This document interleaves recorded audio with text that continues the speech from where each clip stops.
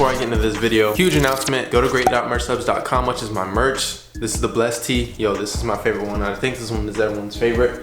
But make sure to go shop Great Merch because it is 40% off right now. Just use the discount code FATHERS. And the code is gonna work for today, 16th, and tomorrow, the 17th. Take up this chance because this is the biggest sale that I've ever done. The reason I'm doing it is because we're almost sold out of everything, and I believe this is just gonna push everything out the door in order for me to drop the next launch, which all the designs are like 10 times better. I'm really excited, and we're still working on designs and working on the launch date. But if you guys do wanna get some merch, make sure to click the link in the description, go. Use that discount code because this is for you guys 100%. And honestly, this is like literally almost giving out of my pocket so that you guys can really just get what you want. Because the sale's been doing great and everything's going awesome. So I was like, you know what, let me give back to you guys before we get into this next launch. Hey, what's going on everybody? Welcome back to another episode of Guns Locked, where I show you how to get dreadlocks like your favorite celebrities. I'm Gunther the Great. Today we are going to be looking at KSI's dreadlocks. You guys have requested this for such a long time, and I've been wanting to do this for a really long time. Without further ado, I wanted to give a huge shout out to.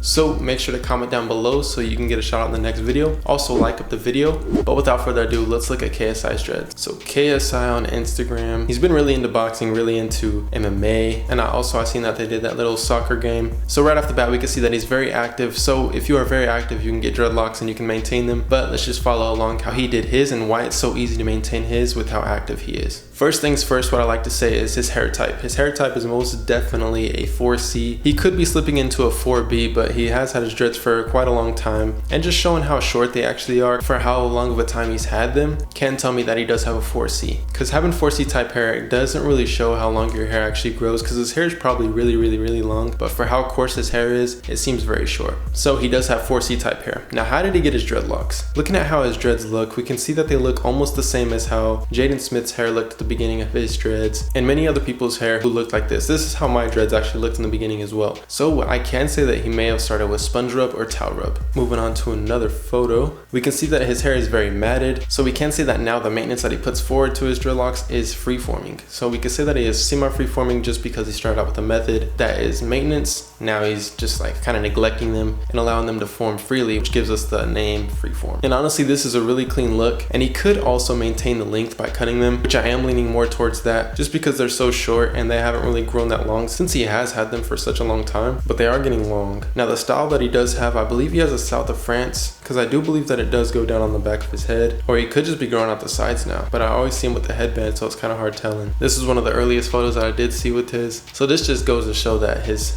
hair is 4C. You can see how thick and beady it is. And you can see at the tips that they're kind of just like all over the place, and that's how 4C type hair tends to look when you start out with sponge rub. He could have even just started out freeform and 100% freeform. I mean, you never know. But in my opinion, and a lot of people's opinions, sponge rub is the closest thing to freeform you'll get, because freeform is completely neglecting any maintenance, and sponge rub is like a very loose maintained look. And you can just see right here how they are starting to get the tips in right there. And yeah, I mean, we could even lean more towards freeform now just because of how everything's looked. Actually, no, looking at this photo, you can see that there's kind of like sections made. So I don't know, you guys let me know what you think in the comment section. Is it sponge rub or is it completely freeform? What do you guys think? And that's basically everything. We went over the hair type, which is 4C. We went over the method he got to get his, which was either sponge rub or freeform. And like what I told you in the beginning, how does he maintain his hair so nice with being so active? Since you have freeform hair, it's easier just to wash it every single day, or wash it whenever you need to. Because the thing is if he would have started with twisting with gel, you have to wait to wash it. If you would have done any other method, you kind of have to wait to wash it. But with freeform hair, you can wash it whenever you want and really not worry about how your hair looks. That's the beauty about freeforming. But what do you guys think about the video? Make sure to comment down below. Like I said, you can get a shout out in the next video. Make sure to give this video a huge thumbs up. Other than that, I'll see you guys next time.